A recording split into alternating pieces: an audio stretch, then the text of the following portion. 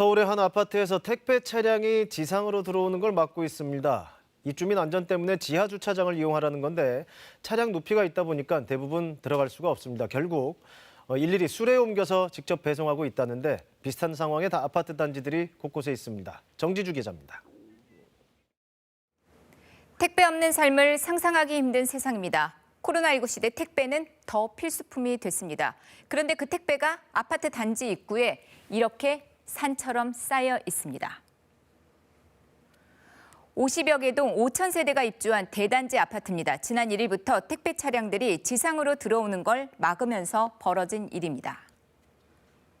안내문이 붙었습니다. 지상 공원형 아파트입니다. 지상의 보도블럭은 도보용이다. 이거 택배 차량으로 인해서 시설물 훼손이 지속적으로 발생을 했다죠. 또 어린이들이 사고 위험에 노출될 수 있다. 그래서 택배 차량의 지상 진입을 막았다는 겁니다. 지상 대신 지하 주차장으로 가란 건데 들어갈 수가 없습니다. 주차장 높이가 2.3m라서죠.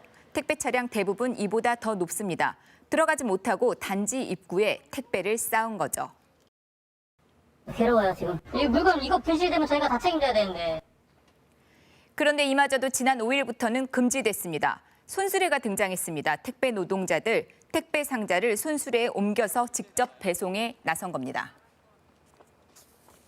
얼마나 더 걸리는 거예요? 한 번 갖다 가지고 한 번 갖다 가지고 어마어마하게 많이 걸어야 돼요. 근데 이마 붙이겠다니까. 택배 노동자들 불만 또 있습니다. 자, 이삿짐차나 시설 정비 차량들은 지상으로 통행을 할 수 있게 하면서 왜 택배차만 안 되냐, 이거 형평에 어긋난다는 겁니다. 아파트 측 요구대로 지하 주차장에 들어가려면 들어갈 수 있는 차로 바꾸면 됩니다. 하지만 이거 쉽지 않습니다. 택배 회사가 차량 교체비를 지원하지 않습니다. 택배 노동자들은 개인 사업자인 특수 고용직 신분이기 때문입니다. 저 상차량으로 바꾸는데 얼마나 들어요? 가사비 들어서 누가 돈 내줘요? 차를 바꾸더라도 차가 작아지면 실을 수 있는 양이 줄어듭니다. 같은 구역에 2번 이상 와야 하는 일이 생길 수도 있습니다. 돈은 돈대로 들고요. 고생은 고생대로 하는 겁니다. 자, 이런 이유 때문에 정부는 2019년부터 지상 공원형 아파트의 경우에는 지하 주차장의 높이를 2.7m 이상으로 높이도록 했습니다. 하지만 이 아파트 단지는 개정 전에 건축 승인을 받았습니다. 그러니까 높이가 2.3m입니다. 비슷한 상황들 많습니다. 2018년 경기도 남양주 다산 신도시에서 택배 차량 지상 진입을 막았고요.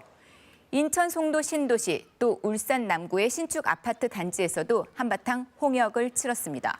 택배 노동자들은 이런 상황을 개선할 방법이 분명 있다고 말합니다. 진입을 허용하되 차량 이동 속도를 현저하게 줄일 수 있도록 하는 안정자치를 마련한다거나 택배 물품 보관소 같은 스팟을 여러 군데 만들어서 자, 온라인 커뮤니티 등에는 이렇게 많은 의견들이 나오고 있습니다. 아파트 입구에다가 거점을 만들자는 얘기가 많고요. 그리고 실버 택배에 대한 의견도 나옵니다. 택배 거점에 도착한 택배들을 인근에 거주하는 노인들이 고객에게 배송을 하는 서비스입니다. 하지만 노인들의 급여를 누가 줘야 하냐, 그 문제에 봉착합니다. 다산 신도시 아파트의 경우 이거 해결을 못해서 실버 택배 결국 무산이 됐다죠. 전문가들은 입주민과 택배 노동자 사이에 협의가 필요하다면서 그를 통해서 접점을 찾아야 한다고 말합니다. 아파트 단지마다 상황이 조금씩 다른 만큼 단지별 배송 매뉴얼을 만드는 등 상생 방안이 필요하다고도 강조합니다. KBS 뉴스 정지주입니다.